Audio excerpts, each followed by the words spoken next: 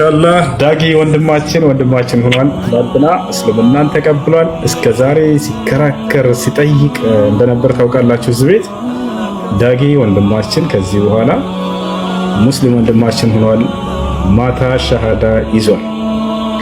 እስከ ዛሬ ሲጠይቅ ነበር፣ ሲከታተል ነበር። እውነትን አውቄያለሁና ከዚህ በኋላ እስላምን መቀበል እፈልጋለሁ ብሏል።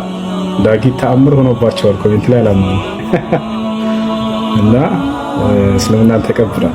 በጣም ደስ ያለኝ ምክንያቱም ሲጠይቅ የነበረ ልጅ ነው። እስከዛሬ በጣም ብዙ ቆይተዋል። እዚህ ቤት ታውቁታላችሁ። ይጠይቃል ምናምን ማን ነው በጣም በጠንካራ ሁኔታ ይከራከር ነበር።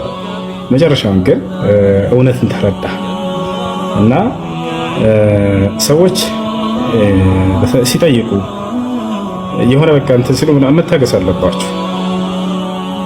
በተለይ የእውነትን የሚፈልጉ አይነት ሰዎች ያስታውቃሉ። ጥያቄ ያበዛል፣ ይጠይቃሉ። በስነ ስርዓት ነበር ሲጠይቅ የነበረው። ገብታችኋል አይደል? እንዲህ ተሳድቦ እንኳን የሚወጣ አይደለም። እኔ ብዙ ጊዜ ለዚያ ነው እንዲህ አይነት ሰዎች ከሆኑ በጥሩ ሁኔታ ማስተናገድ አለባችሁ። አይሳደብም። እውነትን የሚፈልግ ሰው ነብያትን አይሳደብም፣ የአምላክን አይሳደብም።